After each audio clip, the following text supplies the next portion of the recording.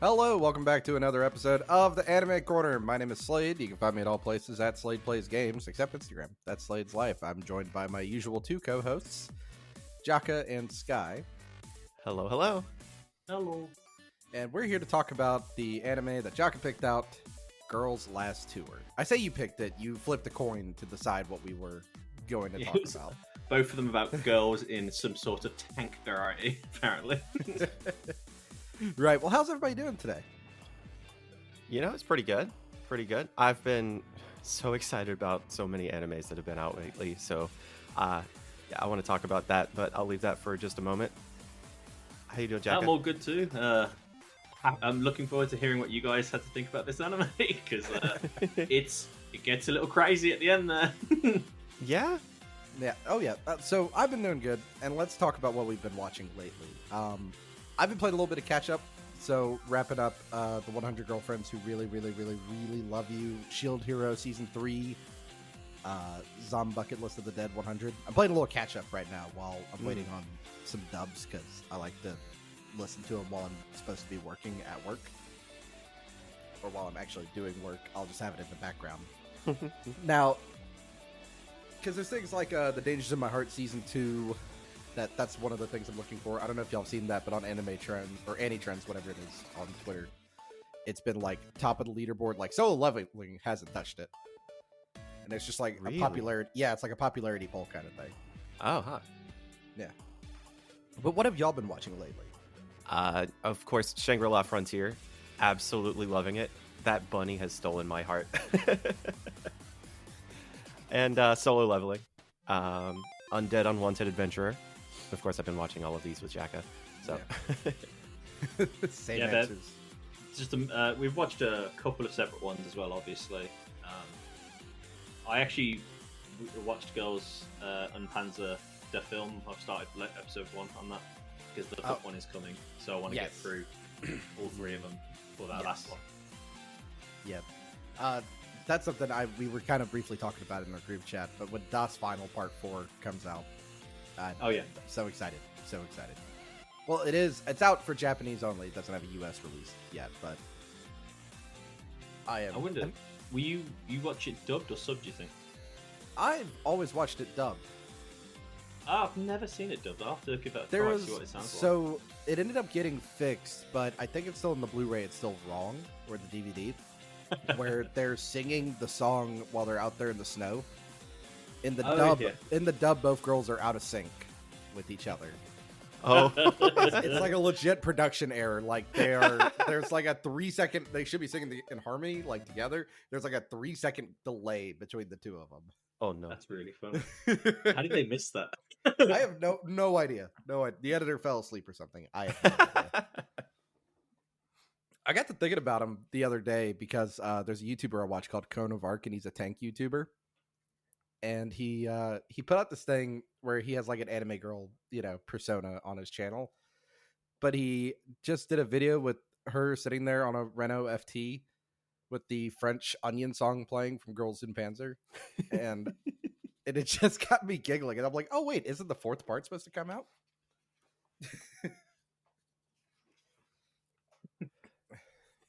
Nice. But everything that we're watching, we did have an assignment. We watched Girls Last Tour.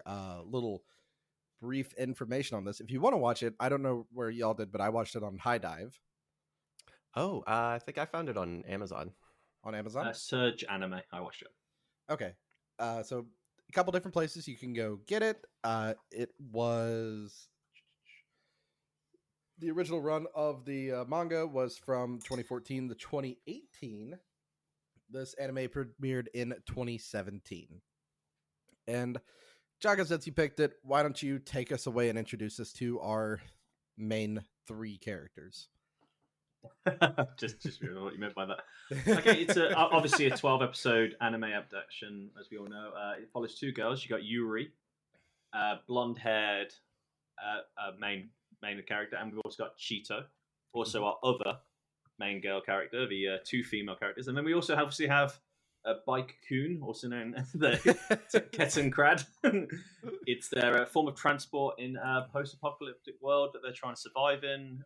We start kind of middle of the story. We don't know what's going on. We follow their adventures, and we're just there for the ride, really. We're watching them try to survive. Yep. So let's hop on our kettenkrads ourselves, and let's hit episode 1. I want one. I want one too. I really want one. It's so cool. Well, the obviously this is a not what you'd call a normal translation from manga to anime, as this one has each anime has multiple mangas in one episode, and you can tell that by the titles as they pop up. It actually comes up midway through the show to give you an idea that this is the next stage of the manga. So if you're unsure, when you get the 6-book series, if you ever buy them, you can actually see which parts are directly they've taken from it. And this one is Starry Sky and War, episode 1. Yes. I really like the way they are introduced. And you're right, though. You're kind of given no context really at first, other than you see these two girls traveling alone on a kettenkrad. They're both, military uniforms, but they look kind of mismatched. The art style is rather, for the girls, it's rather simplistic. Which, yeah, it's very like the way that their faces are drawn, the way that their eyes are, the way they animate is so much different than the way that they're actually interacting with the world. Yeah. As the world, like the world and everything around it, super detailed. These two are just like little blobs. Would be the best way I would describe them. If you look at the manga though, they look exactly like they do in the manga, the style of anime drawing. Yeah, which I think that's why I think I like it so much, because I own the manga, and I love the fact that they look like it. Yeah. The detail on the bike though, insane amount of detail on the kettenkrad. Yeah, the interleaving road wheels and like the different rims on everything. It's great. I love how easily it travels upstairs. Let me just say, like I'm just impressed at how well they can travel in this thing. Oh, yeah. That's why I said it's the third character, because the kettenkrad is just as much of a character as the girls are in the show, which we'll get into as we go along. Did you I don't know if you noticed this. I mentioned this to Sky already, but did you notice the CGI of the kettenkrad and the girls? Yes.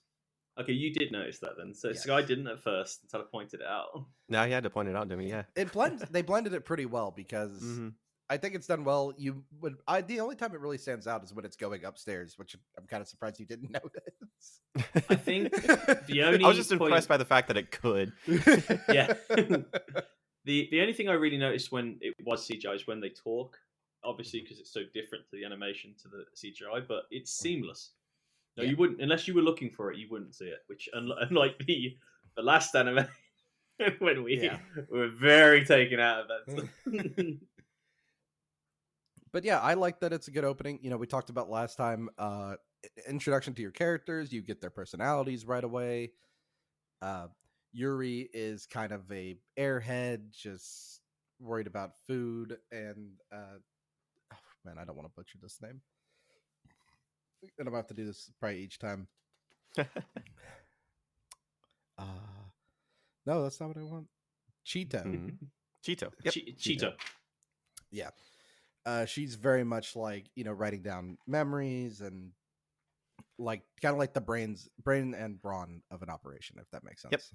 The two of them make up those two halves. I do love how much Cheeto is the bookworm. She's the brains of the operation for sure. I think Yuri's just like a dog. She's so food driven. Like Well, there's if not she much needs to food be around though.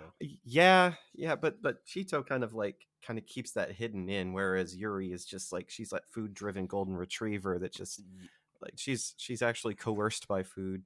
Yeah, there's like Um, one point in like the first episode where they find like a box of rations, and Yuri threatens Cheeto with like the gun. yeah, I And didn't like that.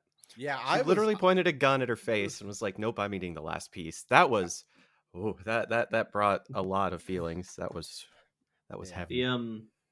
Although I think if you like, you can tell the way they are has been raised in an apocalyptic world. hmm They seem to know more about weapons than they do about other things, and this will come up later on as well. Like they don't know certain like foods or like yeah. words, and they learn this. But yet they still have this weird innocence about them, where they don't see it as like war items. They just know it as those were things people did like crazy back then. Yeah. So And let's move. Sky, do you have another thought? yeah, I was just gonna say that the clash of the world itself, the post-apocalypse existence that they're a part of, is such a clash against the character design and their interactions. This whole anime, how depressing it is, would be a lot more depressing if their characters weren't exactly how they are. Yep. It's a lot more, I wouldn't even say palatable, it's so much better because of that clash. It provides an innocence to a traumatic setting. Oh yeah, that's a phenomenal way to put it, because otherwise it would just be terrible. Yes. But yeah, no, actually in episode 1 they did actually kind of touch on the point that they don't know what chocolate is, and then they found chocolate and they fought over chocolate, which, if I didn't know what chocolate was and tasted it at first, guns might get pulled Although too. that But does remind me, because I've always sent this to you guys already in the group chat. The person who made this, the original author, he was a real big fan of Saving Private Ryan, Yeah. which that's why the kettenkrad is in this. But if you remember from that film as well, he gives ration chocolate in that film as well. I wonder if that's also a thing that he took from it, because that's like a big scene as well, and he's like giving chocolate oh to yeah, Yeah. yeah, that's right. Wow. Okay. There was also it's that like big Band of Brothers scene, if you remember it, when they were like, yes, when they're putting the yes. Holland, and the dad's like, they give these kids chocolate, and the dad's like, oh, he's never had chocolate before. I wonder if he was like, if that was like a It could thing he be. used from it. Like, it'd be good to find out. Actually, I'd love to know more about how he was even inspired by that film. All right, let's head off. Take us into episode 2. Okay, this one is 3 mangas. This one, Bath, Journal, and Laundry. Sheltering from a snowstorm, they discover a power plant with hot running water, and we've also got the book burning. Oh yeah. And also, this one also has the melting snow, where they decide to wash their clothes and find a fishy friend. Yeah, I got some thoughts on this one. Feel free to take it. I was genuinely upset with the book burning. Oh God, yeah, same. I That- was she was just had a monologue. She was going off on about how important books were, and immediately throws it in the fire. Like, come on. yeah, and I get that it's freezing and you want to stay warm, but like this is someone's personal item. Don't just take it from them. I had one thought about that though. Mhm. Now, as much as important it is to keep knowledge written down, and we talk about this. I think is it the Library of Babylon that got burnt down? They lost all that knowledge. I can't remember. I think it was the Romans. I think did it or something. It was a huge point.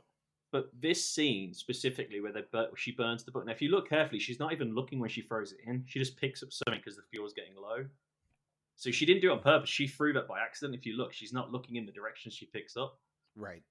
But I I felt I don't know felt if like that you've was ever also seen. attributed to her airheadedness because she was just Yes. like Cheeto had said, "Yeah, we need more fuel," and Yuri just happened to have something in her hands and said, "Okay." Well, that's the thing. Yeah. Like, but Red Dwarf, a TV show from England, they did the exact same thing. Where we're talking, they're 3 million years into the future. They landed on an ice planet, and he's literally got to survive. And all he's got are the other man who's a hologram's books. And he's like, no, not the books. It's like the last of Shakespeare. And he's like, I'll get a few good hours warmth out of this book. Sorry, mate. Like, no, like it's where does when does knowledge? Where do you draw the line between we need to keep this knowledge and I need to live to Right. survive warmth? Like it's a snowstorm outside. Yeah. Books are important. I want to live. It's Like, also like laundry and baths. The other thing is that those are two things we very much take for granted. Hmm. You don't think twice about being able to go get yourself clean or do your laundry. But for them, it's such a big deal. Yeah, they yeah, did they mention that mentioned they is had it only had months? Yeah. they'd only had like 3 baths before they left Grandpa's house. Yeah.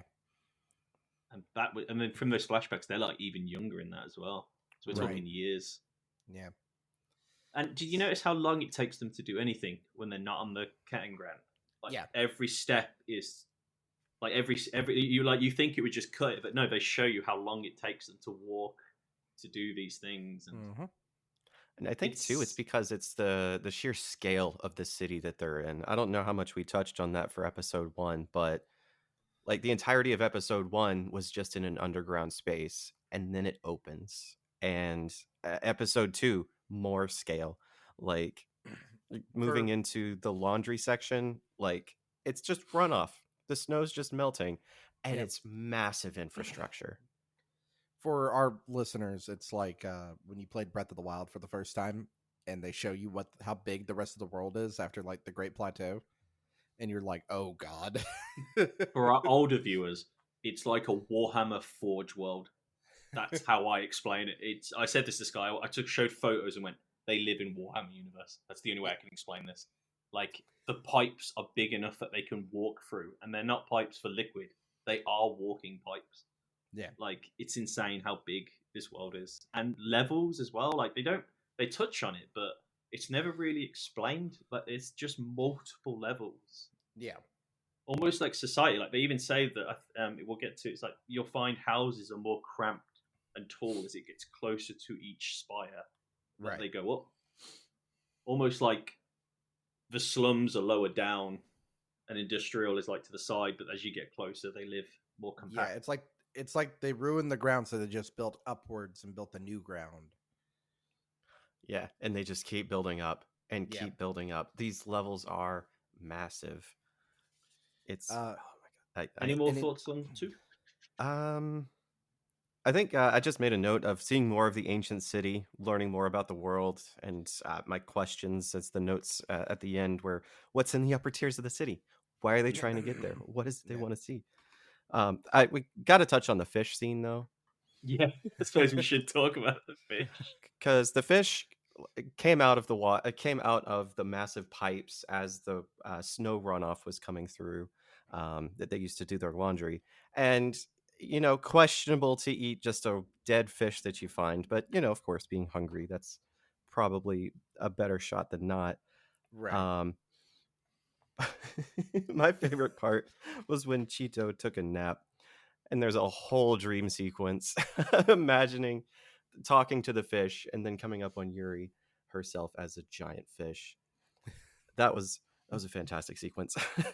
The obviously I don't know if this was meant to be in the thing, but did you notice the fish was missing like most of its fins? Like it only had the back fin, didn't have the top fin and the side fin. I Yeah. was like, fish has been dead for a while then. Like this isn't a Yes. fresh fish. Like this is No. a ghostly white decaying fish that There's Yeah. Yuri eats without question in her mind. Mhm.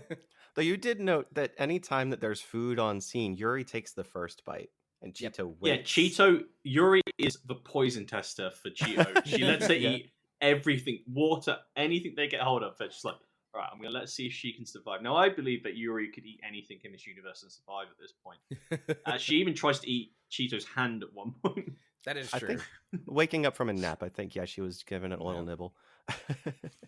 Right then, do you want to move on to episode 3? Yes. Okay, this one is Encounter City and Streetlights. This is where we meet our first ever other human in this universe. Yeah. Kanazawa, Yep. the map maker, as we know him, and they travel with him through to an upper spire of this insane universe, as we've said, as to how big it is and how long it takes them. And we've also got the Streetlights episode, which is when all the lights turn on for the first time in this section with the electricity.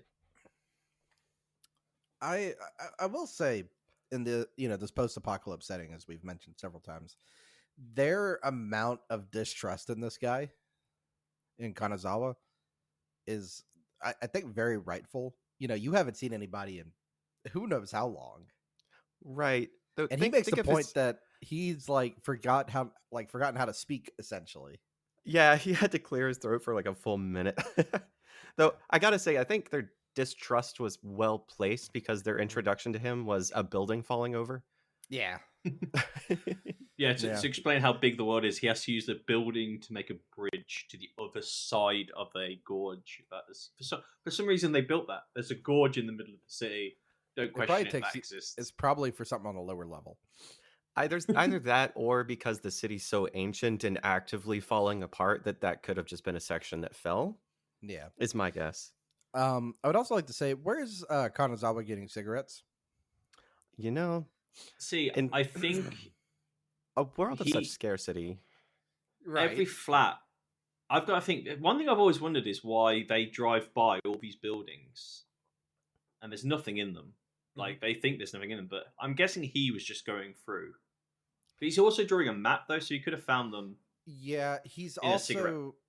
I figured he's searching room to room, but I think their presumption is someone's already looked through it. No point. Yeah.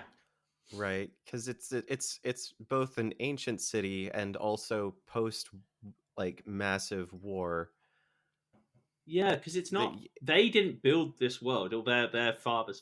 This is an ancient city. They even say that they moved into this city, and it was already ancient. Right. Mm-hmm. We're on the back end of humanity, this world. Back to the question: how stale are the cigarettes? I would say that they were about as old as the bullets. Yeah. Because if there's bullets, there's going to be Marines. Well, there's going to be rations, and part of rations could have been cigarettes. We've also got an episode we'll talk about in a bit, which has got salt and flour. It's quite fresh, or fresh enough to use. Yes. So I mean, but yeah, we've got to remember, this isn't Earth as we know it. We don't even know if it's Earth, to be honest. We just know it's the universe they're in. I mean, that could have just been paper he's smoking. We have no idea if that was an actual cigarette. He didn't call it a cigarette. And then, obviously, this has also got the lift episode. Yes. And if you're terrified of heights, this was not an fun episode to watch because it's got one of my most horrific scenes, I think, going up a lift. Right. Yeah. Kanazawa, the map maker, holding on to his maps, doesn't hold on to them as well as he thought he would. It's really sad. It's such a sad scene. I mean, he was willing to die. When he jumped off to catch them, he had no thought about holding on to that lift. Because he had mentioned as he was introducing himself as the map maker that he would die if he didn't have them. Yeah. And then he loses them. Which is, I've said this to Sky already once, but it feels like everyone has chosen something to do as their last thing. Well, you might as well just not sit around the dwindling resources. I don't blame them for getting on the kettenkrad and going to the world. You see, they live as nomads. Mm-hmm. The girls, they go they're trying to survive, but the map maker Kanazawa, he's not trying to survive as in eat food every day. He's just trying to make his map. He's just trying to map the levels. He's the only one who's going to see these maps, really. He doesn't know anyone else exists. There's no one to give these maps to. They're not going to give him food. He's just doing it because he's just decided, I've got to make these maps. Not that he's found a purpose. It's just his purpose now. He's chosen it as his last. It's thing probably to what do. keeps him sane. Mhm. Yeah, but it's crazy to me to think like in the end times, like what would you choose to be your last thing to do? Like you don't really think about those things, but then it could happen, and you're like, what would I do for the last? What would I want to be known as? Like, what would I put my mark on the map, kind of thing.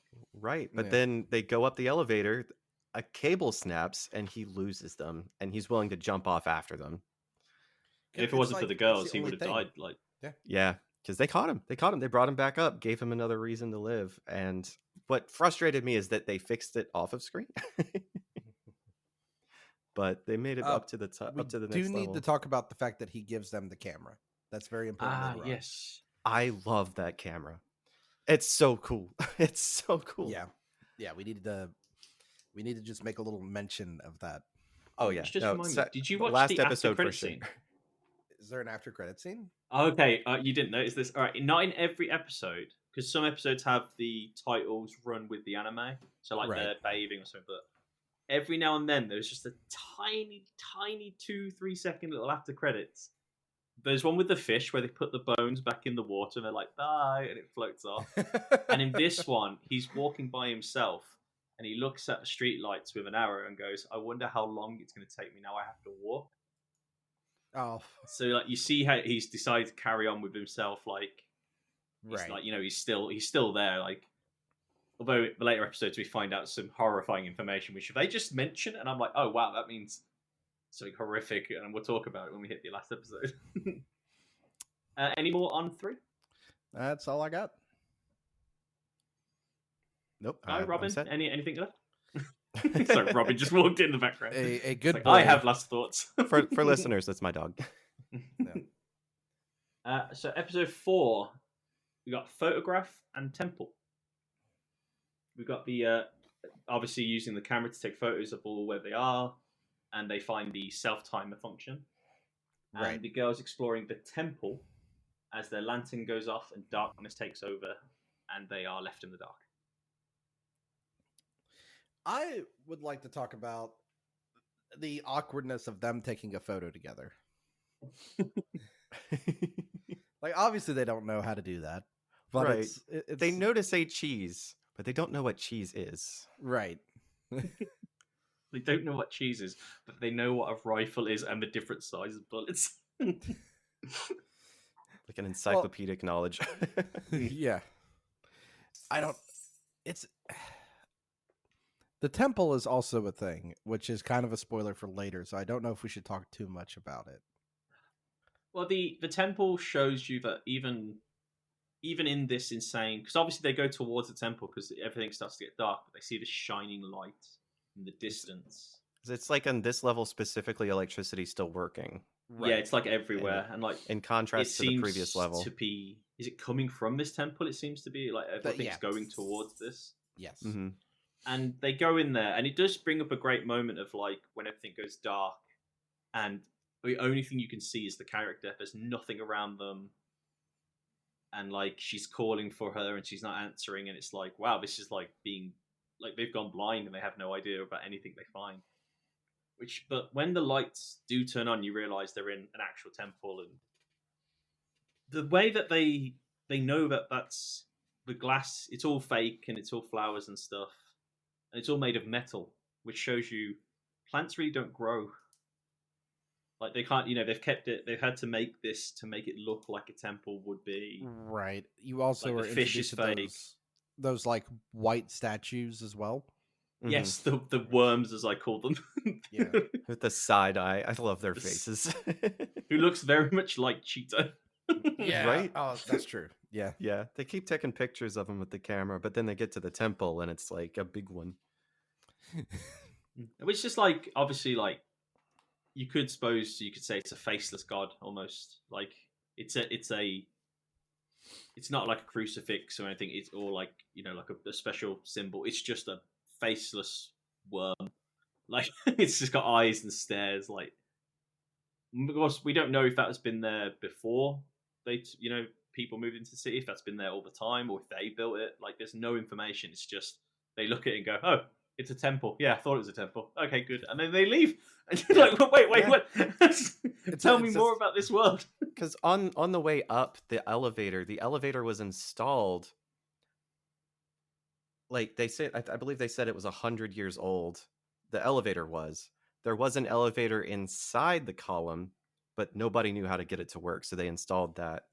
Right. So there's such a contrast between the ancient city itself and then the people who ended up living there for a time. It's just This is, I believe, there's so episode much 4 is when history. I want to know more. It takes the turn. Like, this was where the episode starts to get a little bit more, huh? Right. What was that? What's going on there? But there is some nice scenes, like when they take the photos together. Like you see, like she moves closer, and you can see a bond growing. Like, although the after credit scene is them holding the flowers, taking photos with it, and she goes, "I'm a god." Just like, Let's move on to episode 5, which is what I really want to talk about. okay, this is House, Nap, and the Sound of Rain. So this is house is when the girls exploring the city and decide to stay in a house, which is very sparsely furnitured.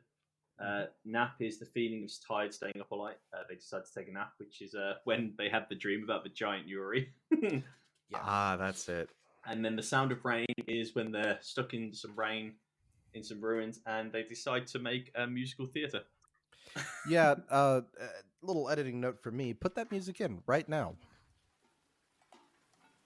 Oh, no, we're going to talk over it, but it's going to I be was just saying, playing. and we're back. Oh. No, I love this episode. I feel like the house episode is adorable. Yeah. Like how they're like sitting in the chairs, like just like relaxed. Just as Imagining the where sun they're gonna put it. sets. Yeah, and they're actively like through their imagination decorating the house. They want a bunk bed, a bookshelf, a bathtub. They have some idea of what a pantry is. Right. Getting a heater installed. So I did make a note. Is the house made of metal panels? Yes. It's gosh, the way that this world is set up, it's so industrial. It's I don't know. It's that I don't know. Something about it bothers me. I think that's Well- the point, though. Is I think it's supposed to bother you. It's like slightly This is a metal unsettling. world. Like Mhm. Yeah. even I the think flowers are it's- metal. Like I think it's supposed to bother you because of how like unnatural it is. Mm. But you're also viewing the world through their eyes. They don't know any better. You do, but they don't. Mhm. is this the episode they also known the kettenkrad as the home? Like this is our home. Like we are Yes. nomads. That is how they travel. Mhm. Like, Yep. Upstairs, downstairs, elevators, kettenkrad's coming along. that Yep. thing can go anywhere. Like honest, I'm surprised it hasn't got its own name in this show. Right? That's what I'm saying. It's the third character. The rain episode, when obviously because you wouldn't think about it, they've never heard music before, and when they go to make their own, it's really fun to watch. This is also where you get the great gif of Yuri beating up Cheeto to make some music. Really hit 'em. I She's got love like a I love the music. That's why she's got like a stick and she's bopping stuff with it. Is that Yes. right? Ah, Yeah, yeah. so it's bopping her in the head. It's like ASMR this episode, like with the rain. Like they did such good sound design on each different can and helmet, But, yeah. making different noises. Like they just spent all day like just putting raindrops on like things just to get it. Like I can see the guy making it. Like and this I've got to is make this into a song now.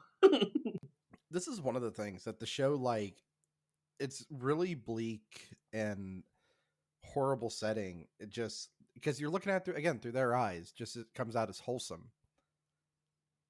Mhm. It shouldn't.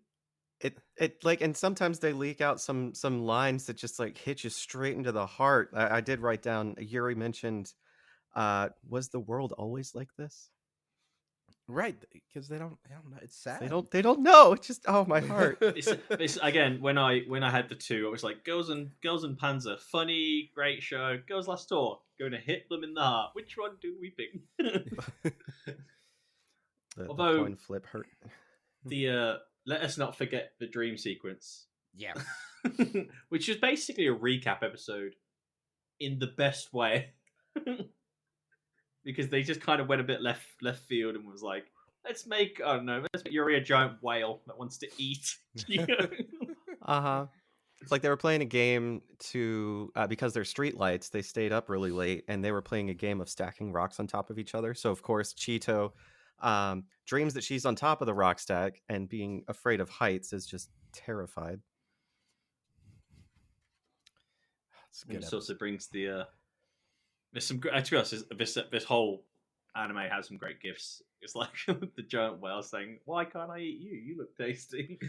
Yes. Like, I I'm will sure say we've all too, had nightmares. there's a lot of water imagery in this show. It focuses a lot on water drops and like that just like slow motion of water dropping into a small puddle and exploding. This happens a lot in this show. Yeah.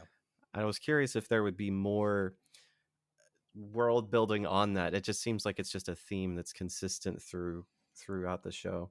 I think it's because there's like old things about like, oh, water brings life. All of civilization, all your major cities were always by water. Mm-hmm. So I think that's what that's supposed to be. Oh, gotcha.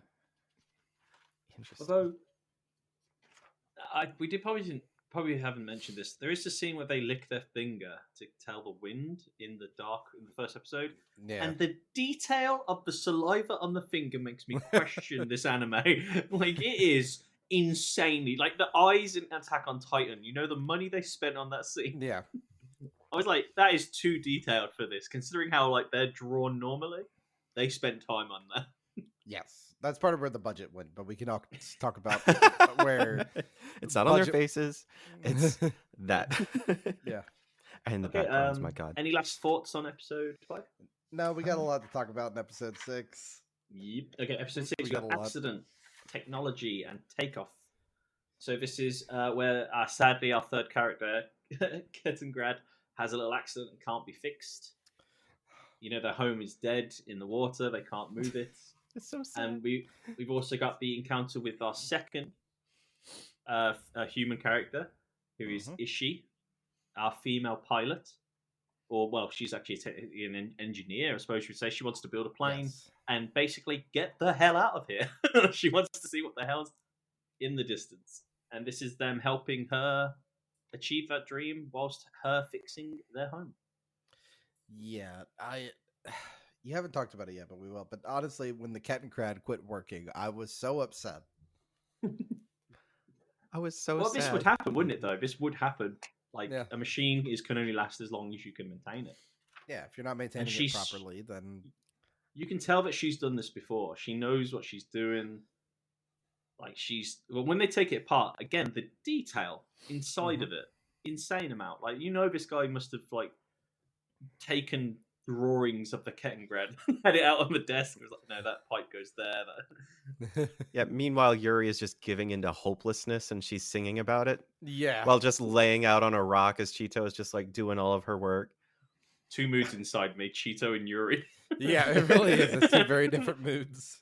One is fixing it, the other's just laying flat and giving up. Hungry and hopeless. Yeah. Oh, goodness. But I think we should talk about the plane bit because Ishi is... She's so cool. She's cool, but like very. She knows what she has to do. She's got a very small time limit, limited window. Because she even says that the sun, the winter's coming, and she won't have the uplift for the plane. Yep. I don't think we talked about the reason that she was making the plane. She mentioned there's another city. Yes. Like, yes, what? You can see this place is huge. There's another one? It's What like is this world? I can't remember where she said she saw it, though. She says she saw it on a clear day around this time of year. And Yes, she could she's got see a it in the telescope. distance. She's And got it wasn't a telescope. small telescope. That was like looking at planets in the sky telescope. Yeah, it was a massive But- telescope. She finds a load of she finds basically an underground air hangar. Yeah. Finds all the plans from the White Brothers plane to. I saw a Spitfire on the wall. I was like, "Is this every plane that's ever been built?" So we can guess it's Earth because the Wright Brothers plane is in those drawings. I'm Right. guessing this was just the manga's, he was just different blueprints of planes. Really, it was just like that kind of stuff. But But just it, a it whole made me history of them. question a lot of like, if she's designing planes like this, Well, like in the Right. first episode, we could go back to it. There's like Russian like T-34 tank chilling. yeah, that but they yeah, find, like, baby ammo say in. Yeah.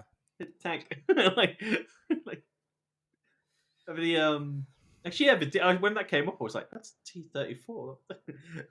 Yeah, I think there's plenty of hints that it is Earth, but like I don't know what Earth that is. No, Yeah. it's like Earth if it met Studio Ghibli. But she mentioned that she needed the plane to go 2,000 kilometers. Yeah. Yeah, she did the distance measuring, I believe, or Yeah. she needs to get at least that far. Yes. Now, the irony is she knows she has to go. She has the girls help her, and these obviously girls don't know really what they're doing, but they are small enough to get inside of planes to turn things. Right. Yuri doesn't seem to really help much other than eat potatoes, which they somehow have. Though Now, did they look like potatoes to you? No. No. Well, they looked like MRE potatoes. Yeah. It's So the they've Yeah. been preserved to hell and back, is what it is. it was funny to watch them boil them, and the sad thing is when she decides to give them two each, and Yeah. they realise that means she's decided this is the day to fly. Yeah.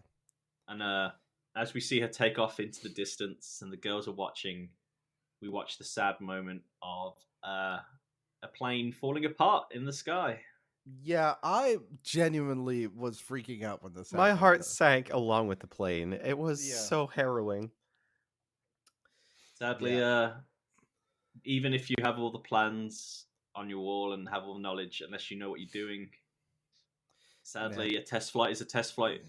Like, you can only do it once.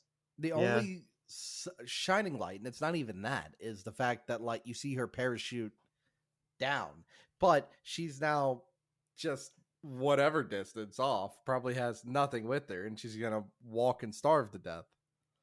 Yeah, she. I think they said if she keeps flowing the way she's going, she'll hit the bottom level. Which, if they started on that level, Yeah. Though they Yeah. did note through the telescope, they did see her smiling. And Yuri mentioned that she has she's getting along with the feeling of hopelessness. yeah, which is Yuri embodies insanely. Like she knows, like it's hopeless, but she's like she lives for the little things. I think that's why she focuses on food. Yeah. Like she's like, I want to eat. I want to eat. Like, let's eat. Let's sleep. Let's eat. Because when everything is dangerous, suddenly nothing becomes dangerous, and you just keep going because you can. Yeah, I will say though, This show. I found it amazing that the two human characters we met, they start off they're a little bit wary of them, but there's no like nefariousness to this. You know, they're not cannibals. They're not Right. fighting each other for resources. They're just like, help me try something. I want to do something different. Help me like, build this plane. I'll fix your kettenkrad. Like, help me get up here.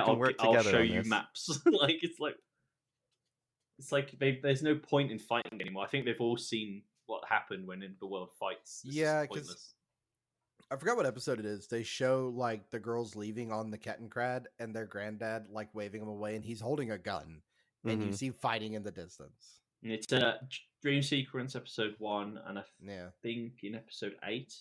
Yeah, there's a recap. Yeah, which Sky did make a note on that, and when you re-listen to it, you're like, yeah, that last shot is definitely not a normal shot in the pistol. Like you can hear a reverberation that you only know is aimed one way. Yep. So let's before we spoil that, let's go to episode 7. All right, this one is Labyrinth and cooking. Ironically, talking about the potatoes in the last episode. Before Ishii went on her flights, she told them where to go to try and get some leftover supplies from I think it's the rationing production plant itself. Yeah. So Labyrinth is them trying to find it, and obviously not listening to the directions completely from Ishii, decide to walk on top of the pipes and just decide to do this adventure in Nightmare Land for poor Cheeto, who's scared of heights. Yeah, it looked like a Windows 95 wallpaper. It was terrifying. The best way to describe it. Yeah. And then Just an abyss underneath. Good luck. Like this episode solidified for me that this is the Warhammer universe. This is the only way. Like they can, like the pipes are everywhere. They are endless. There is no way you could figure out where you're going. This is kind of takes me back to, I didn't want to bring it up then, but like Skylar's point of everything being made of metal. What is all of our major buildings that we've ran across? They're all super industrious, right? Mhm. So the military place, you start off at literally a factory, and now we're in another factory. Kind of makes sense that everything's made of metal. Yeah, best way to explain it is that this is a food rationing plant, and it's the size of like a whole city. Yeah. Like that's how big this place is. But and we've also got the cooking episode in this one as well. This is where they decide to make their own ration bars. Mhm. Yeah. So they found the potatoes, and by that I mean they found one potato, and it was growing on a vine, not underground. So I don't know what kind of potatoes they're growing exactly. Whatever irradiated fallout level potatoes Yeah. there are. Right, Well, you just could tell it whatever was can a grow. growing plant. Like Yeah. the way it was water with the stems going in. Obviously, I don't think there is dirt in this world like we think. I think it's all metal underneath whatever they have. There's probably Like dirt on either. There's dirt either on either like the top level or the bottom level. Yeah, we're either underground or I still think I don't think we ever went above ground. no. It does feel like that, and we'll reach. This is on the last episode. Sky noticed something, and we've got to mention that. Yeah, What did you I think will of the be talking cooking? about it. Like where Um, Yuri lets her run to her death. Yeah, Yeah. she's just standing on a conveyor belt next to a grinder, and Yuri presses a button, casually, as you do, to start the grinder. She's running for her life, stops it, and then Yuri's like, oh yeah, okay, that's what that does. Presses the button again. I'm like, come on. But what does she say to Cheeto as she looks at her like, why would you do that? You could have just run to your side. Like she tells him, Yep. shit, what an insult. It's just like it makes me laugh every time. Anytime I see a film like I think they call it the Prometheus running away from things, School of Run Away. It's where a big building or something is falling straight and everyone runs straight in the shadow. Like, right. run to the side, side. idiots. like Godzilla running down the path and everyone's running like you're going to outrun the 800-foot lizard. Yeah. Just run somewhere else. Like be ants spread out. But I did love It's the a- cooking. I did love the cooking. They had potato flour, they had sugar, and they had salt. They used some water, and they had a really long sequence of kneading the dough. Yes. It's a little song, wasn't it, as well? Knee. 1, 2, 1, 2. Yep. Yeah. The oven's Sweetness. still working. That was a question. Well, yeah, but if they have electricity, which seems like everything's electric, it doesn't surprise me that the oven's still Yeah, working. there seems to be electricity and water, obviously because it rains and snows a lot. But even in the pipes, there's running water, like almost like the city's self running. Right. It's autonomous, which we can also kind of get to that later. That'll be Mhm. another. But it also makes me wonder if this is just leftover stuff from upper levels. Oh, runoff, yeah, Yeah. that could be, yeah, because if it is all connected by one giant connection, Yeah.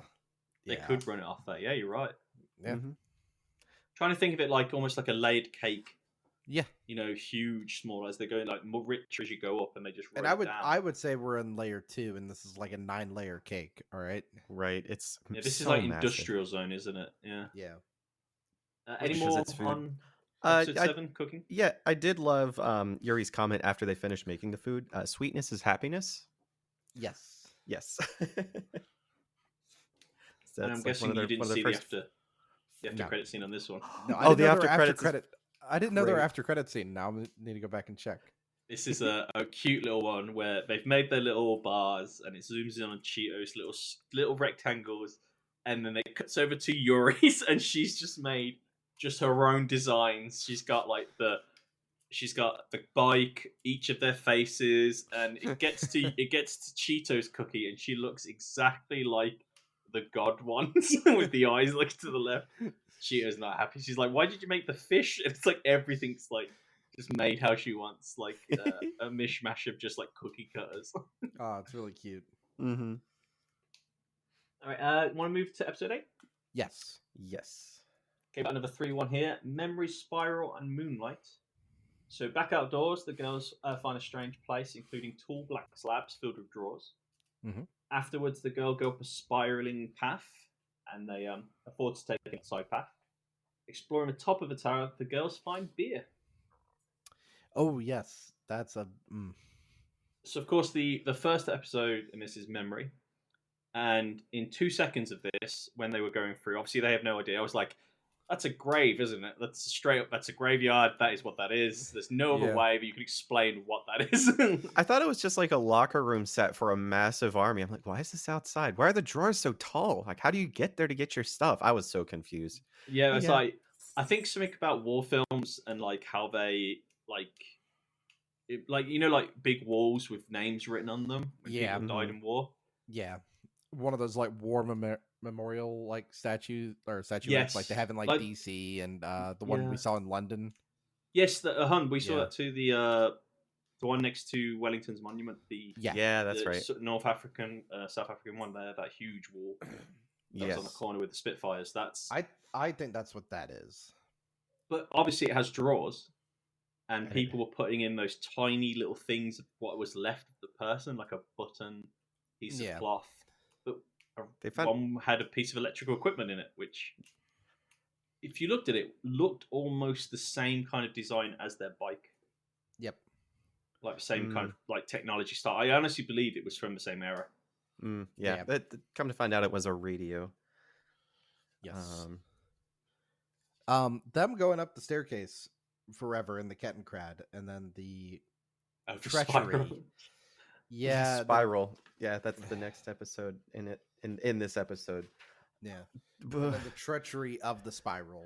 Oh my gosh, I felt Cheetos. I don't know what a kettenkrad weighs, but this stuff is like, things are built pretty well if it can hold the weight of that thing. It can't be light. Well, yeah. I could look that up for you.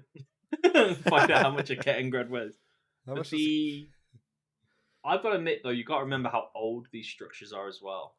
Right. That's what I'm saying. Why when I'm like, they have to be pretty, well made. It also shows you to be that old and still be able to like hold that kind of weight. Right. Though on their way up too, like there were some pieces falling as they were going up. Like that was just terrifying. A kettenkrad is 3,440 pounds, or 1,560 kilograms. It's a little lighter than my Jeep. It's a little lighter than my vehicle I drive, and I would not drive that up those stairs. Oh, maximum speed of 40 miles an hour though. Gotta give it that. That's 40. Wait, 40 or 14? 40. 40. Yeah, 70 kilometers an hour can get to. I thought they were pushing it that fast. Babying it. Yeah, she's right. Babying it. I think they're going for distance than speed. like as I say to my bosses, fast with breakdowns, less work than slow with no breakdown. They still don't understand. Yeah, but speed and power is how you fix everything. It's truly an American way of thinking. Move fast and break things. Are we Mark Zuckerberg now? No, speed and power. First of all, that's a British quote. Thank you. Well, not between Americans, ain't. Yeah, Jeremy Clarkson. Speed. He's not. That's like, he ain't British. Yeah, he's psychotic. There's a big difference. Oh, did you hear about the farm? That it's on season 4. Yeah, like it's he's getting I think he's getting a new host as well, like with him, an extra person. Doesn't surprise me. It would be cool to see some old faces there. It would. Before we get too distracted with that stuff, the last thing we have to talk about is the girls getting drunk for the first time. The power of moonlight. The power of beer. It was beer. I was slightly concerned. I didn't know what was going to happen when they started getting drunk. They were dancing on a rooftop. They were. I know. Precariously perched. But you never know how people are when they get drunk. Some people get violent. Some people get very sexually. And this kind of show, I didn't know what to expect. Those girls have no experience with this kind of stuff. They've probably never seen a drunk person before. Mm-mm. To Well, me, they've it never also seen beer. They don't know what that is. They had no clue. They just went, "Ooh, it's bubbly and smells." Like, the other thing that makes me wonder is what's it all doing on the roof? well, that looked like it was a Well, they were drinking communications it on the office roof. almost. Yeah, I thought it No. was a school, but yeah, they found it amongst some other supplies, and then they Right. went to the roof Yeah, to drink it in the moonlight.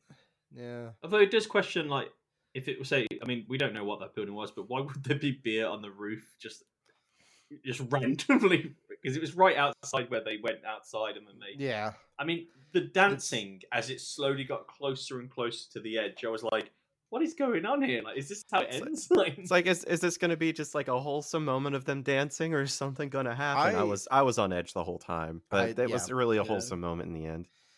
This anime does a great job of keeping you on your toes and being overly wholesome at the same time. no, I gotta admit, this episode was the just like what we call like the law breaking episode, grave robbing, breaking equipment, and drinking on roofs. Like Underage Yeah. drinking. they went yeah. off on this episode. But sadly, the after credit scene showed the aftermath of drinking as Cheeto has a massive hangover, and Yuri's like, "Are you okay?" And he's like, I like to think that Yuri's like stomach from being able to ingest anything prevents her from getting "Oh, hangovers. Iron Will, that one. Yeah. she could eat anything at this point and survive." Iron will and stomach. Yes. Do y'all want to move into episode 9? Yeah, Yes. my notes on that one literally is grave robbing, getting drunk. All right. And not in that order, not the other way, which usually is the way it goes. So episode 9, we have. Give me 1 second. I'm gonna run to the bathroom and then Ooh. we will. This is the vamping time. We get to vamp. Well, Wickle wackle. That's what I said. Anyway, episode 9. Technology, aquarium, and life. you're gonna cut that out, aren't you? No. Okay. There totally So- wasn't a bathroom break in here. I don't know what you're talking about.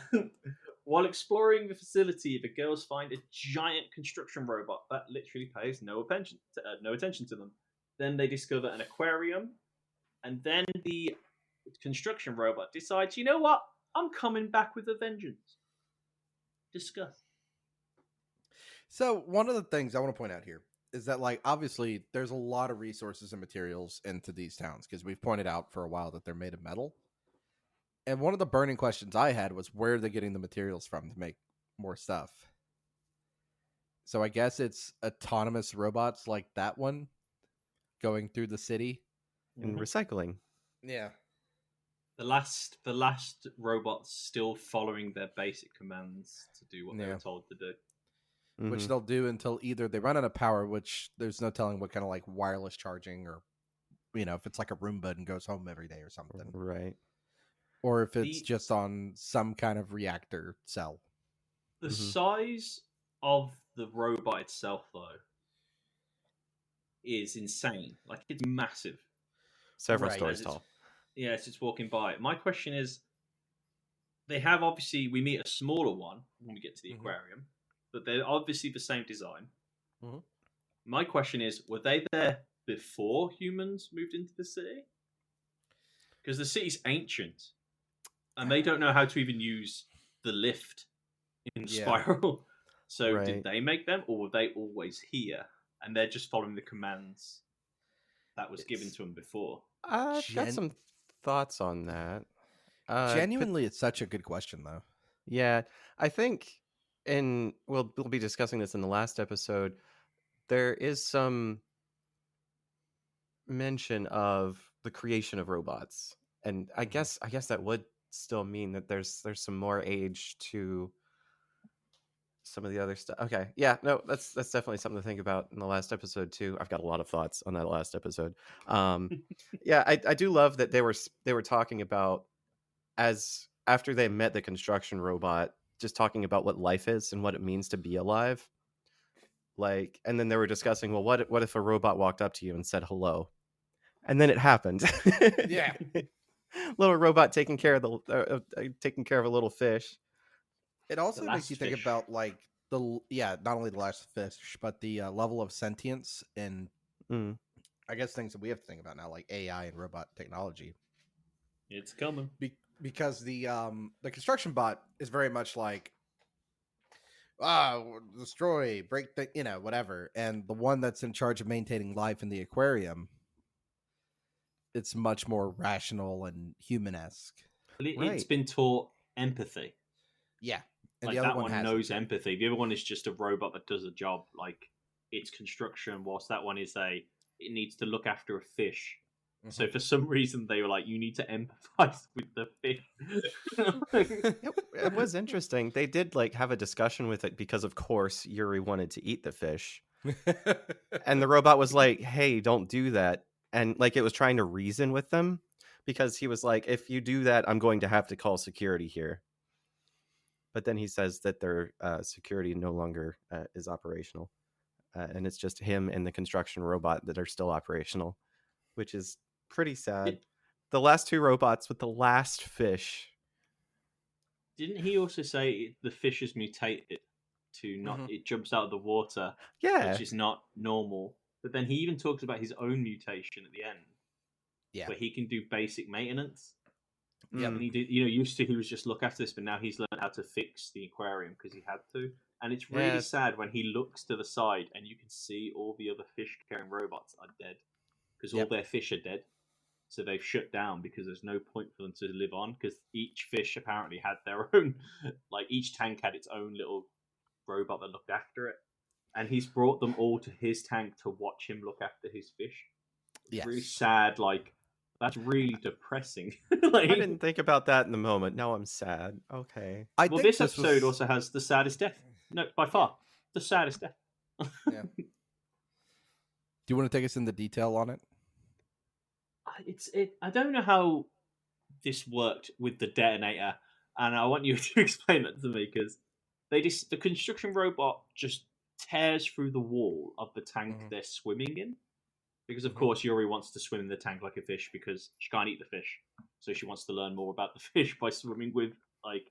And I thought, honest to God, something was going to come out of that water. As someone who's terrified of open water, I was like, that is something going to be in that water that's going to kill everything. Oh, we don't have a fish, but we still have sharks or something stupid's going to come up. But when the giant construction robot comes in and he's tearing down, he's not like going on a rampage. You can clearly see he's cutting pipes and trying Yeah, to take the it's material. very methodical. Mm-hmm. And the little robot goes up to him, and the big robot comes down. They have this little weird internal chat, which the anime uses almost like the Matrix type style of like print, but in Mhm. their own language. Like come up and it's red and green as they talk to each other, so you know it's the two robots. And a bunch Right. of beep boops. Yeah, beep boops and stuff, so you know they're talking. And he's like, I tried talking to him, but he doesn't want to listen to me. It's like, what? He's like, what? He's like, yeah, he's just doing his job. He doesn't want to. He doesn't want to listen to me about this fish. He doesn't care. So they decide the only way to stop this giant robot is to blow it up with Yeah. C4. Like, To stop him Yeah. from killing the fish, he needs to blow up. Like, so and of course they even they'd collected the explosives in a previous episode. but they even Yeah. talk about like to take a life, to save a life. I miss how, and Yuri goes on this crazy running up, falling apart, like scaffolding as it's and jumps on the back of this giant robot, throws the C4 down, jumps off, but throws the detonator to Cheeto, who she's feeling like this moment of like, do I, what do I do? She looks at the fish and hits the button, and the saddest robot noise you've ever heard of any robot dying. It was Like a it's like a scream. whale being speared. Like, Yeah. I don't know how they got that sound, but I never want to hear it again. It was, and when it lands down, it crashes and it dies, and its light turns off, and you see the flashing of its words. You know it's talking to its other robot friend. Yep. Like, and it's just like that's so sad. Like, but they saved the fish. I'll give them that. They saved the very Right. limited lifespan of this fish that's gonna be It's alive. it's one of those like questions of like I guess you could say is this fish, which a lot of people don't think fish are even sentient in the first place, depending who you ask. Like which life is worth more? Because you could argue that the construction bot is also as where it can talk, obviously, and it can think. It's not sentient in the way that the caretaker is. I don't know. You got to think though, the fish has a very limited lifespan in this universe, and the food's going to run out at some point. But Yep. that robot would have kept going pretty much forever. Yep. So it's like, but again, it's just following a program. It can talk, but it's just like an email talking to another email. It's just sending code back and forth. We disguise it as talking, but is it Right. actually talking? You know, that's why giving empathy to the small robot makes this the hardest thing, because it understands what it had to do to save its job with the fish, which makes this an even harder death, because it's not even like human. Like, we're just watching a robot die, and we're like, well, why'd you kill the robot? Well, it's also not like it wanted. It's not like it wanted to kill the fish. No, it was on its. It was literally on its. I've got to take apart this area. It's on my list, like Yeah. decommission zones, because it used to Mhm. be. I believe it was a food factory, wasn't it? It was on an aquarium in Yeah, the it was official more of a thoughts. food farm. Yeah, it Yeah. was used for the MREs as a. That was the last fish. I will say the little saving grace to this one though is at the very end of the episode, after the credits, you see the caretaker welding the pipes together to save the fish. Like, it's actually doing its maintenance and keeping it alive. Yep. So it's good to know that they did survive the. And that was right. The C4 explosives they've used in next to the fish. That fish should be dead. It looked. Thing is that so when they even see it, they know what it is because they ate one, and they're like, "But if this is the last fish alive, what did we eat?" And they're questioning where it came from. They're like, Right. "Did it come from That's- here?" Like, That goes to my theory about there's upper levels. Right. well, the sad thing That is was- obviously they decided just to leave after that, if I remember correctly. Like, Yep. that they left the poor robot to do his job. It waves them off in his little hand. Mm-hmm. And they spent a fair bit of time with it. Even taught them where to sleep to keep the heat on them and all that. Yeah, there were some some heated pipes that they could sleep next to. Yep. Could have gone a very different way. If the fish had died, I was hoping that robot would go with them. Like, Then we'd So have their 4 traveling characters. companion. yeah, Yeah. it could help fix the bike. Any more on the saddest episode in this one? The death of the giant robot whale. I think that's. I'm good if we want to move on to. I'm just episode gonna say 10. rest in peace. Yeah, rest in peace. Does anyone know the binary for rest in peace? That'll take a minute. Alright, episode 10. Train, wavelength, and capture. The girls drive their kettenkrad to the goods train, which apparently is still running. Find it's filled with broken down machines. They disembark at the last station, which they ride an elevator to the top, which they now get to the next tier of the building, which I think you said were on. If you looked at a cake, I think you said it was just tier 9. This would be tier 8. After they're ascending, they start to hear music from the radio they picked up from the graveyard. And then the next day, they decide to explore a large hole for some drinking water, and they discover something new. Sky, you want to start this one off? Because I feel like I always jump the gun on starting. Oh yeah, no, you're good. So just the fact that the trains are still running. These trains are massive.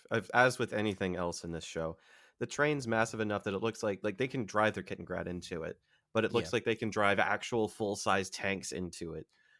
Just how much resource was there being moved in this universe? How big is this place? It's just mind-boggling how large.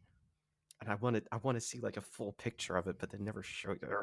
Yeah. Anyway, yeah. No, so they get on the train, and they speak of what's interesting. They have an interesting conversation of concepts of time and movement.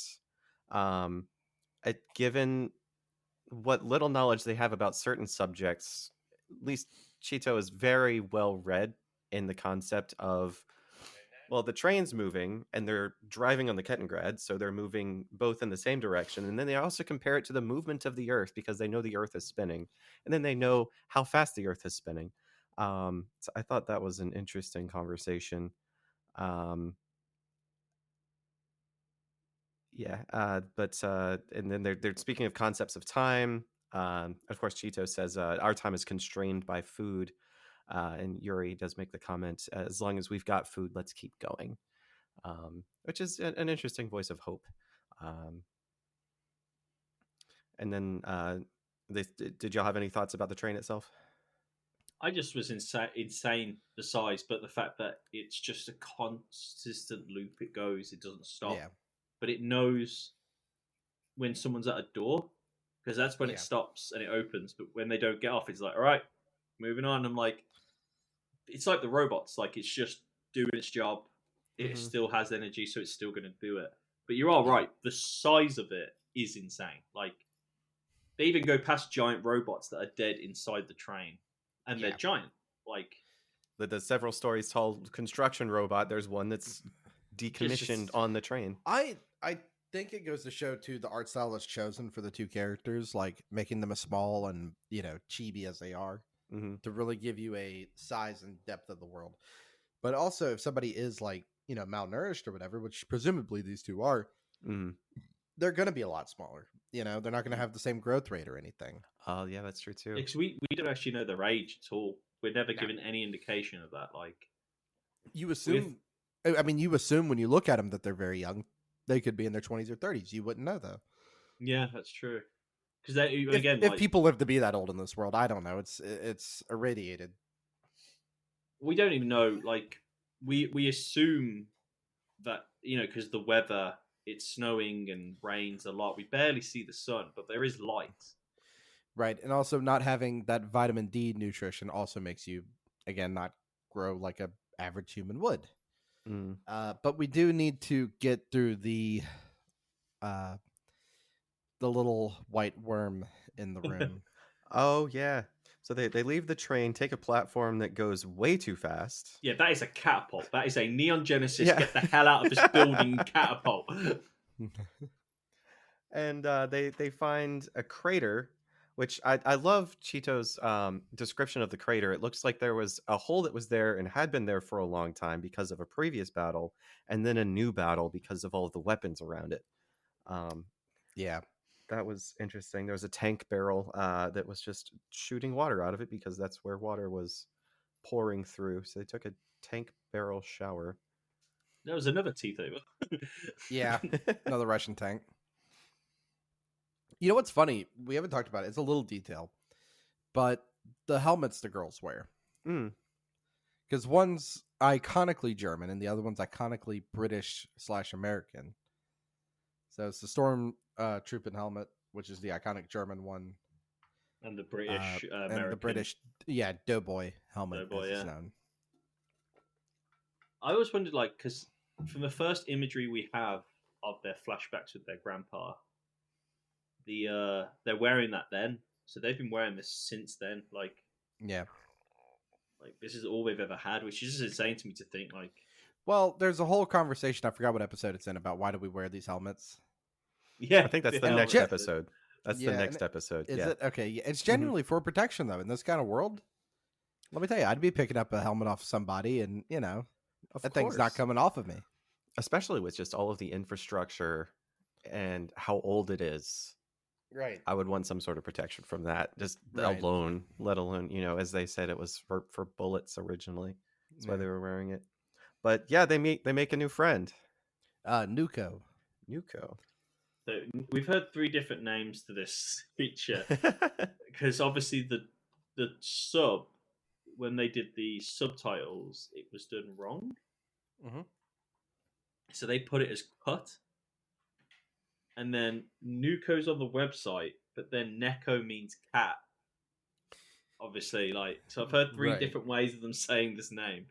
I'm just going to call it the worm. Yeah, I think we're gonna be better off calling it the worm. Now, It's just- what the hell is that? He's just a little guy. He communicates through the radio, but he's just Yep. a little guy. A little dude coming to hang out, eats whatever you feed him. A white He eats worm with bullets. legs. Like not like you shoot him, but like he just eats bullets whole. That he tries his best to eat the big ones, and like she's like Yuri's just like trying to see like, oh yeah, do you think he'll eat this? And like he does, and like that's actually legitimately his food source. I'm like, well, why would you try to feed, like, she thought it was a cat? Why would you try to feed a cat a bullet? Like, This is when things really take a a turn. A little bit. Right. Um, Um, I think. if you notice, we're all kind of hesitating a bit. Yeah, because It's so there's weird. a lot I of would- revealing happens in the next 2 episodes. I would like to point out from here on, if you're interested in what we're talking about, stop listening. Please go watch it and then come back to us. I mean, I know we're talking a lot of spoilers in general, but these last 2 episodes turn this whole series around. And if you really like it, watch the anime, then buy the manga because it actually continues in the manga. Oh, hooray! I know what I'm going to read. Mm-hmm. I would also like to point out this was the episode that made me send Jaka a message. And I just said, if anything bad happens to these two, I'm coming over to England and killing you. Yeah, when I suggest animes, I should really look at the ends before I send them to you. Yeah, I said, if anything bad happens to them, obviously he's still alive, so it's I not too bad. remember Skylar was halfway through and sent me a message. It was just, what? I have so many questions. I've run out of ink in my pen. Oh, yeah.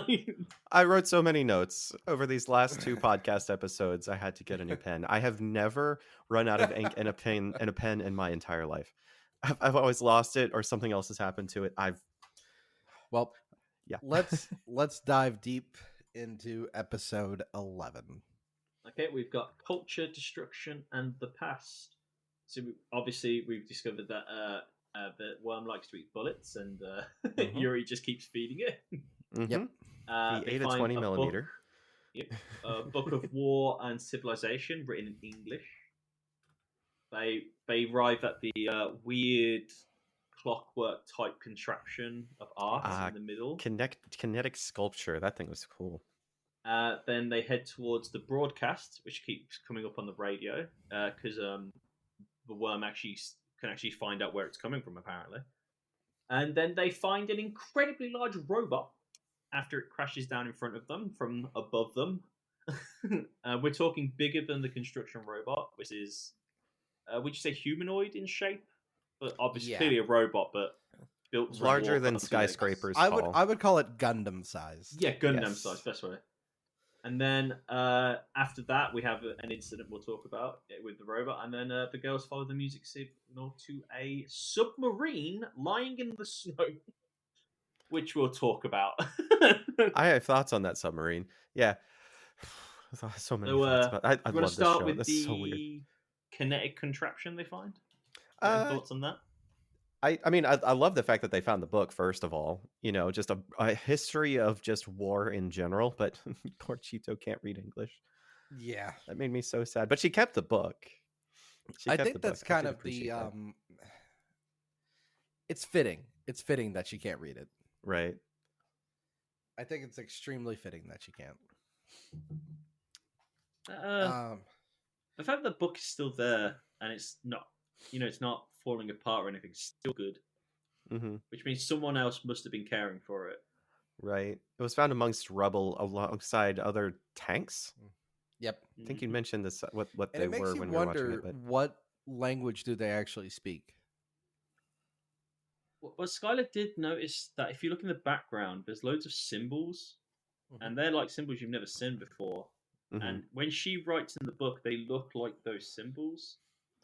It was similar to what the robot communication looked like. Yeah, so it makes me wonder if what they write in may have been different.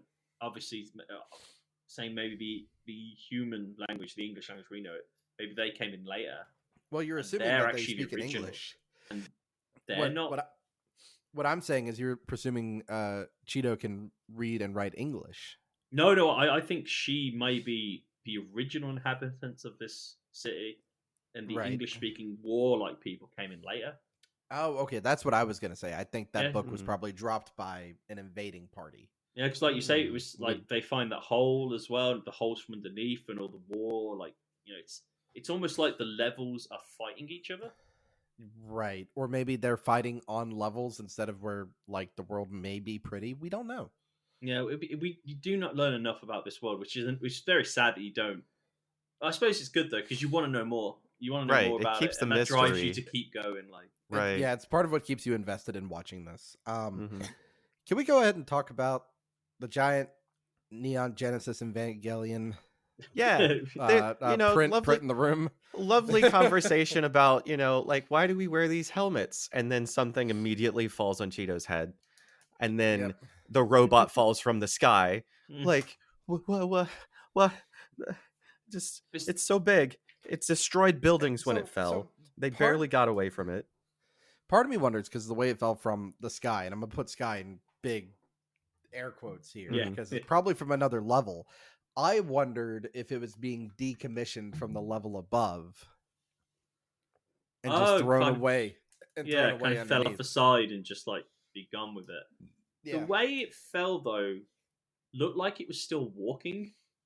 Yeah. So I'm wondering if it just collapsed above the floor, went through the floor, because obviously it's falling apart as well. But right. What is Yuri's first idea when the worm somehow manages to turn its hand into a plug and turn it on? What does Yuri decide to do? She presses buttons. Press button. What does those buttons do? That's right, annihilate a city block. Yeah, first thing she does is she presses a button, it fires a missile and has an explosion. The second time she does it, when Cheeto says to not press any more buttons, is to distract Cheeto and press another lever, and it fires a laser that destroys what would normally be the size of an actual city. Yeah. That is a... And what she do? I forgot. She laughs. Maniacally. Yeah, I would like to point out my favorite thing about this is that it shows you what kind of destruction was going on before the girls got there. Mm-hmm. See, this is why I got Studio Ghibli vibes. The giant robot with the laser eye. Yeah, it shows you more of like how people were fighting each other, and it gives you more of an indication to Jaka just ate the last fish. There's more, don't worry. Oh, okay, good. But it just gives you like a really good indication of what's going on. Yeah, that actually comes up. We'll talk about it in the later episode as well. But like, you can clearly see the evolution of why the books there. Civilization and war. Yeah, like it's been like they know more about war than they do about food. Like it's just been part and parcel of their life. Right. And earlier in the episode when they discover the kinetic sculpture, they don't know what culture is. And so Cheeto surmises that it's people like Yuri who's playing on the kinetic sculpture, people like Yuri that developed culture. And the reveals of the world itself and the world that they are currently living in is such a stark contrast to what culture is. And that robot just really surprised me with the level of destruction. And you got to imagine, I think actually it's revealed after they get off the train, there's like a line of those robots as well. It's like that's what they were passing by after they were getting off the train. Like almost like a storage bay. Mm-hmm. Which they could easily fit in that train as well. So you're thinking maybe that's what they're transporting. Because that train had no windows. It was just a solid brick. It's an industrial city. Yeah. They're making something. And it's also listed as a goods engine, like in the wiki. A goods engine? Yeah, so obviously moves in goods. So which means to be hauling freight. Oh, gotcha. It's not like for people, which also then, if you think about like the size of a car for people versus one that carries things like goods and materials, there's a huge size difference in the two of those. This is like every time I think of like, you see like an Evangelion or a Godzilla, like type of size of it. It's very hard to picture how big it actually is, and that's why they have it around cities and stuff. Because you put it around like just open water, you're like, it looks normal size, But then you put it next to a city, and you're like, oh, that fuck is massive. Well, it's like a banana for scale kind of thing. Yeah, like it should always be holding a banana. Like, yeah, it's that big.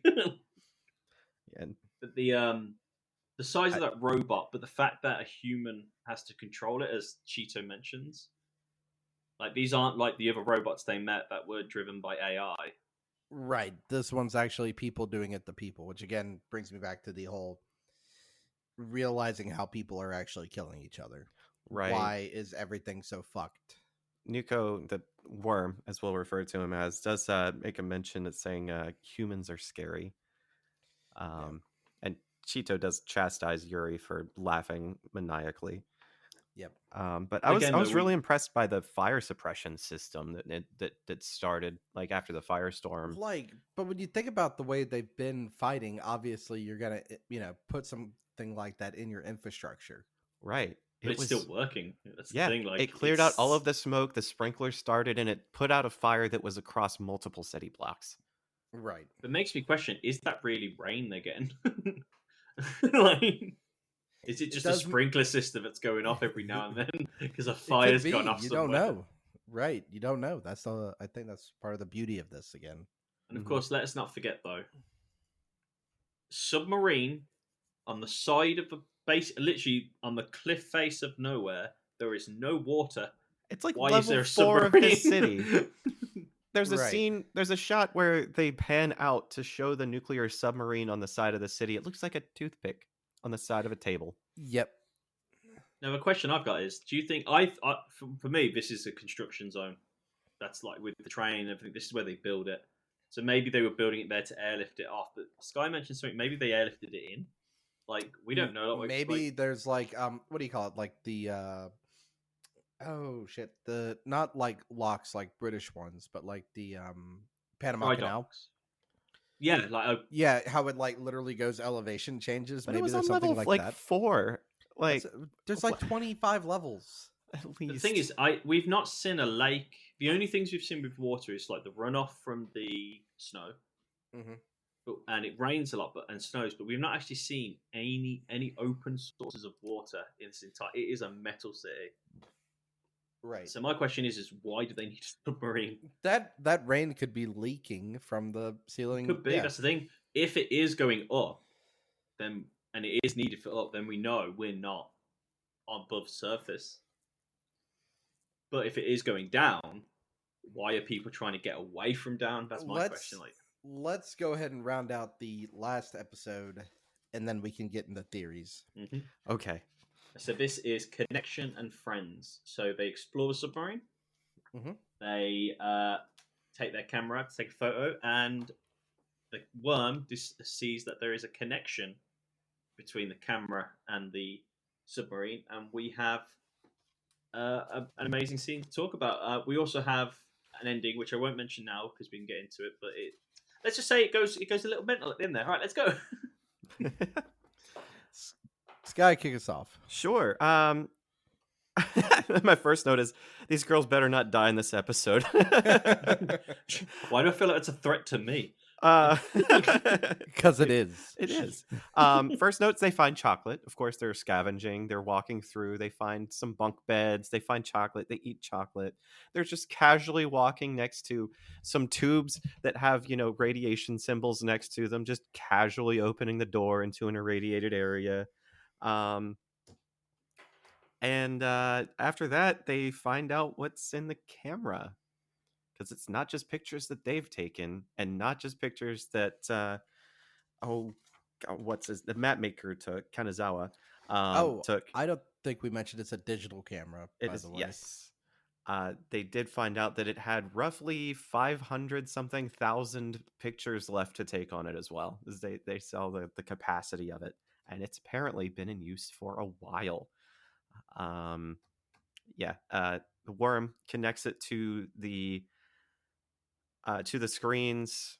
They pick on pictures of their own. They pick on pictures that the map maker had taken, and then they find folders, and they open all of the folders, and there is a beautiful sequence of just lore, history, and you see stuff from music to art to sports events to concerts to some kids inventing a robot, some kids eating French fries, birthday, and then it goes into scenes of war. Just death, destruction, these massive Evangelion robots just leveling cities with their lasers, hordes of troops, and newsreels that Japan started the war. and you're getting more lore, and it is a beautiful, harrowing sequence.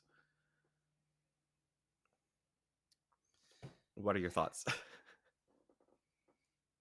It's emotionally a bit upsetting. It's like a little roller coaster of emotions. I don't want to call it upsetting because it is an emotion because you finally get to see life before, you know, Hmm. and then during the catastrophe, which is something you want to see but you don't want to see. You know what I mean? It's like watching the video of the kid falling and breaking a bone while skateboarding. I didn't want to look at that, but you're like, and you're like peeking through your eyes a bit. Hmm. I want to talk about what they're told at the end. I don't want to say Yeah, anything else the until we get there.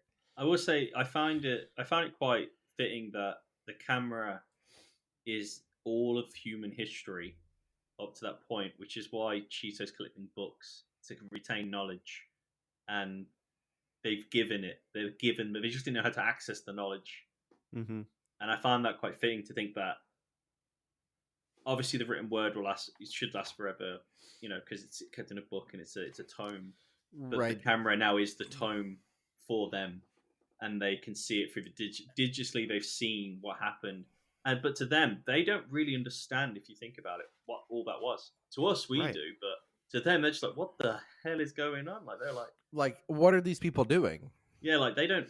And it's a short sequence, but in like if real, they watched that a lot longer. But that's not all that happens in that submarine, and we haven't touched on the giant worm. Yeah. Because Worm, Nuku has a friend that pops up, and what does it do? It I eats find it quite Yuri. ironic. The eater becomes the eaten. Yeah, it eats Yuri, and then we have a big panic with Cheeto. She And she took I, up arms. I was impressed with her reaction. She was yeah, trying to protect her friend, running through the submarine, jumping out of the submarine, gun in hand, falling over and bullet ricocheting, just harrowing panic. And I felt the same panic. The way that yeah, that whole sequence was played out, I was feeling the same way she was in that moment. I yeah, was scared for her friend. It like flashbacks to them as friends. Like she's worried that she's dead. Seeing Yuri and her life flash before her eyes because she's thought she's lost Yuri. You yeah. also I get the completely agree flashbacks with to the that. family as well, hearing those shots again, the grandpa Mm, Yeah, and stuff, yeah, showing that they've that's right. lost family already because before. I think Cheeto's smart enough to know what happened to Granddad. Yeah, Oh yeah, because I they mean, were running away from a massive amount of gunshots.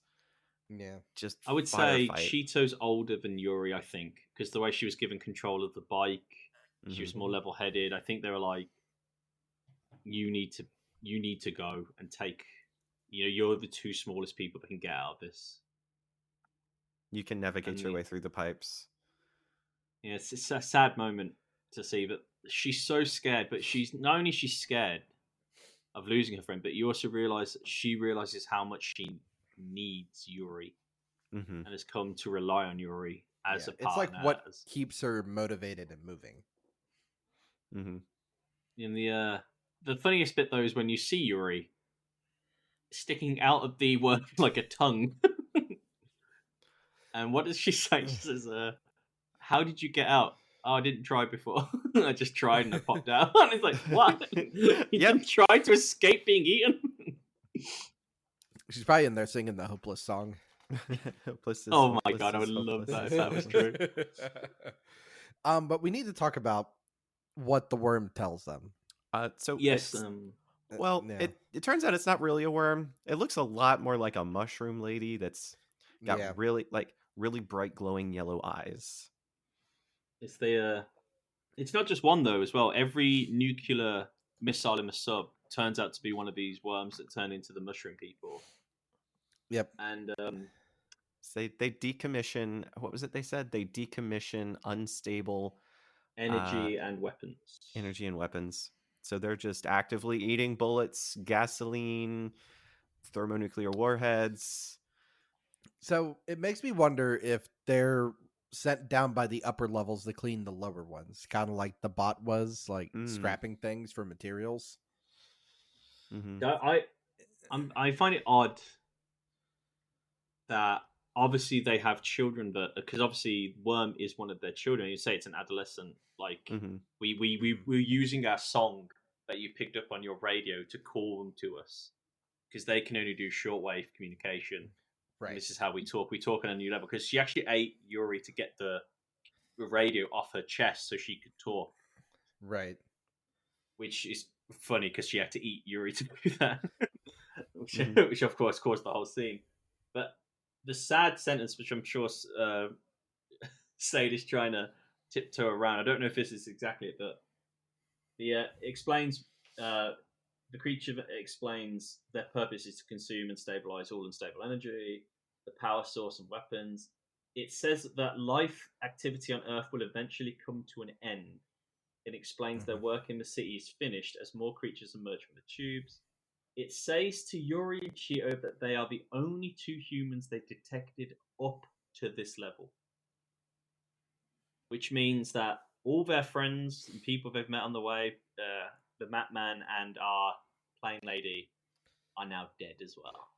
And the fish, And because the they say fish. living things. Yeah. Yep. So That also means our little robots dead. everything below them is dead, and it's. I would say the reaction to it is almost one of indifference. Yeah, because I think they're too used to things dying around them. Mm-hmm. You know, it's growing up in that kind of environment. It doesn't surprise me. But they're not hostile to them in any way. They just No. explain to them like, yeah, we're just cleaning up the mess. All life on Earth's about to end. Which, again, makes me think that they're sent from an upper level. But they clearly say like all life activity on Earth will eventually come to an end. Which doesn't that mean them as well? Yes. They said that they would sleep once their job was done. So like they turn into these giant mushrooms, but float off like dandelion seeds into the sky. Just float away. And Cheeto and Yuri kind of look at each other like, all right, let's just keep being nomads. Let's do our next little thing. And it's like, what else can you do except for move Yeah, on, it's right? But like, that was such a weird moment. Like you said, this it takes a turn. It's like, what is? but it's this moment of like you realize though that they feel like they're going to be okay. It's the way they hold each other's hand as it all happens, and they look at each other like Yeah, they've seen what they need to see on this level, and they're just going to keep going.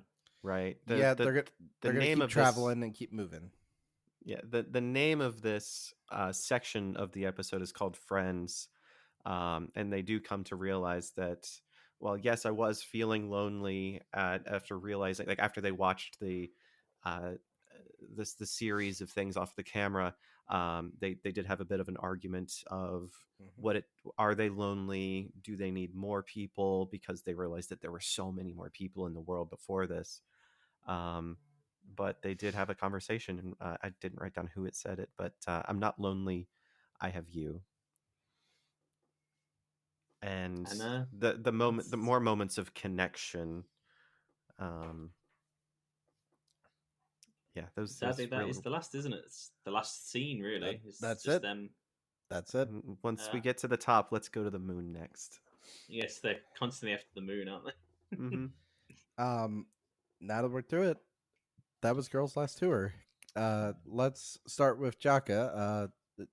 Is this a must-watch, or what are we rating this? I would definitely say everyone should watch this at least once. It's only 12 episodes. You can watch it in a day. I did. Like, Yeah. But I have seen it before. I remember when I first watched this, I only found out about it because I was in a shop, a local like manga store, and I just picked up Girls Last Tour book, and I went, "Oh, what's this?" And then the man told me, he went, "Oh, it's a manga, but it's also an anime." I went, "Oh well, I'll do both because obviously I like to watch more than I like to read." So when I watched it, it's always been on my list of, if you like kind of dystopian, like sad stories where it's kind of like, it's like you see it through their eyes almost, which gives it its charm. Because like Sky said, if it wasn't for them, this would be a whole different story. Right. Like, I think if you watch this through the Map Man's eyes or the Plain Girl's eyes, it would be a completely different story. Like, Yeah, because Mapman, we do see through a sequence through the camera that he wasn't alone before.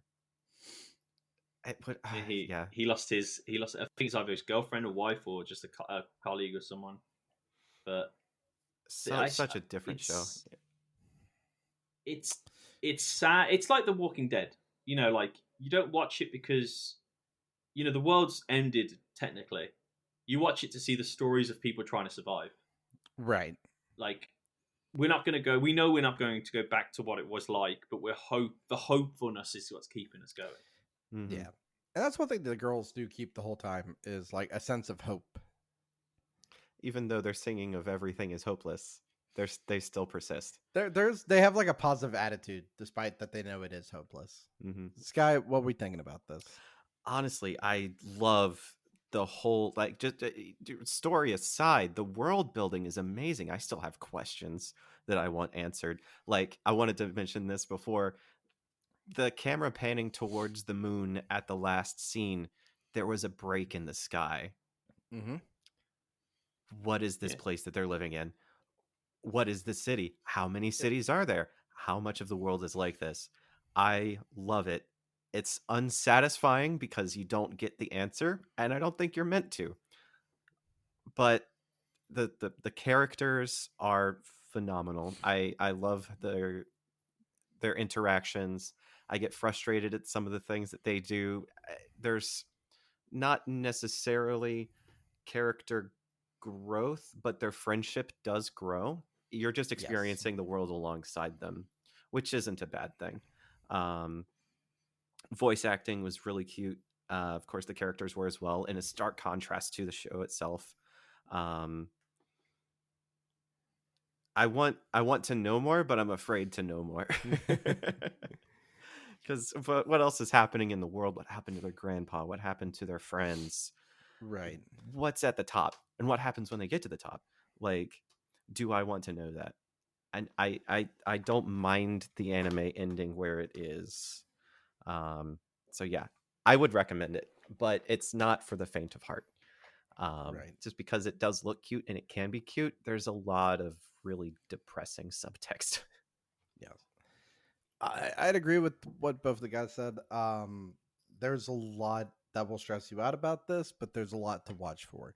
The little details in the background and the world building is so much fun. Well, I say fun, but it's really stressful. And the stress is worth it overall. I'd really recommend it. Oh, fantastic. Yeah, I do as well. So we have 3 recommends for Girls Last Tour. So right now we have what? My Dress Up Darling is on our watch list for, recommendation list, I guess I should say. And Girls Last Tour. Sky, can we put a third thing on the recommendation list? What are we watching? Yeah. Okay. So I am an avid fan, at least in the last, I guess, several years, of isekai. Mm-hmm. So my next recommendation and the next show that we will be watching is Handyman Saito in Another World. No way. Mm-hmm. Handyman Saito. Have you seen it yet? I have not. Ah, So it's an interesting take on isekai. He's not overpowered, and it's got a nice story. I think you'll enjoy it. Excellent. I was hoping you were going to say the reincarnated as a vending machine, and now I would quit this show. No, that is the one anime I can't do, man. It is so stupid. Sorry, I had to bring us around to a joke because this last little bit of this episode's been kind of a downer, but that's kind of the point of Girls Last Tour, I think. You put us through the ringer. Hey, the coin put you through the ringer. You're the one. That's an illusion of choice. You're the one that put both of those on the ballot. We also didn't see the coin when you flipped it. I'd like to point out. I've got many coins. You could have been lying. We didn't see which it actually landed on. You don't think I wanted Girls and Panzer? I fucking love Girls and Panzer. Why do you think when it landed on this one, I went, "Oh, great! It's the depressing one." I think you just wanted to emotionally stress us out. I would never do such a thing. Liar. All right. So this episode's gone on 12 minutes longer than I expected, but let's go ahead and wrap it up. Where can people find you on the internet if they would like to?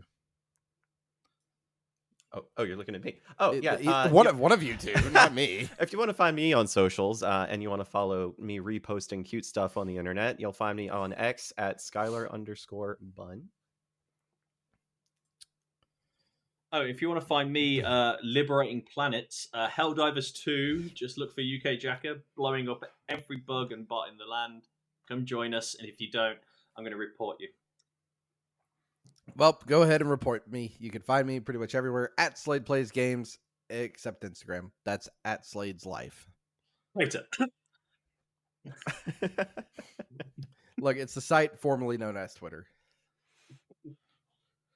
Have you played? You haven't played Helldivers then? No. Oh well, no, I'm buying you now. I don't want to get. We can talk about it later, but I don't want to get Baldur's Gated again. Democracy needs you. Spill oil. Well, that sounds like up, left, right, down to me. Oh gosh. All right. Well, thank you everybody for listening. We hope you watch Girls Last Tour and highly enjoy it because we do recommend it. And we will see you next time for Handyman Sato. I have forgotten the other half of this. Handyman Saito in another world.